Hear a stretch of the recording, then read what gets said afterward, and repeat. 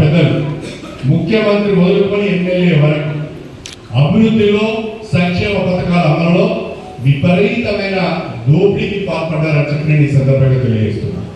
పెద్ద ఎత్తున అవినీతి అక్రమాలకు అవకాశాన్ని కల్పించారు.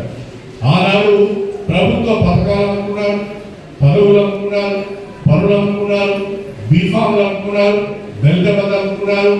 ఏదో ప్రతి పనికి మండల స్థాయిలో గ్రామ స్థాయిలో ఏజెంట్లను పెట్టుకొని ప్రభుత్వ పథకాలు నేరుగా లబ్ధిదారులకు రూపాయి ఖర్చు లేకుండా వెళ్ళవలసిన పరిస్థితులలో కమిషన్ తీసుకొని పేదవాళ్ళ పొట్టగొట్టిమని చెప్పి నేను ఈ సందర్భంగా తెలియజేసుకుంటున్నాను. నేను మళ్ళా ఎమ్మెల్యే ఎన్నికై 2 సంవత్సరాలు అయింది.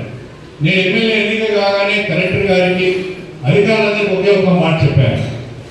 నేను ఎమ్మెల్యేగా ఉన్న రోజులు అవినీతి అక్రమాలను మనం తగ్గించుకోవాల్సిన అవసరం ఉన్నది. అవినీతి సమయంలో ప్రభుత్వంలో ఉన్నారు, ఎమ్మెల్యేగా ఉన్నారు, ఒక ఎమ్మెల్సీగా ఉన్నాడు. మీరు ఆనాడు ఆ ఎమ్మెల్సీ పిల్లలు వేస్తే బస్సు లేక అప్పటి ముఖ్యమంత్రి ఇన్స్టిట్యూట్ జరిగేటోడు, ఆయన చుట్టూ జరిగేటోడు.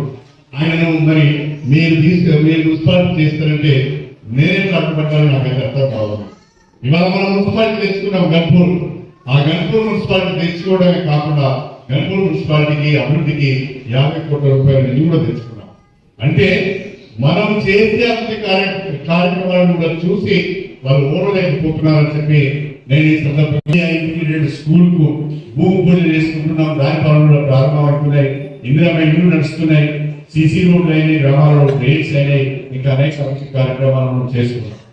నేను ఈ మండల కేంద్రంలో నేను రేపు మార్చిలో కానీ ఏప్రిల్లో కానీ ఎంత తొందరగా వీలైతే అంత తొందరగా ఈ మండల కేంద్రానికి ఎంపీడీఓ కార్యాలయ భవనము, తహసీల్దార్ కార్యాలయ భవనము, పోలీస్ స్టేషన్ కి సంబంధించిన భవన నిర్మాణాలకు నిధులు తీసుకువచ్చి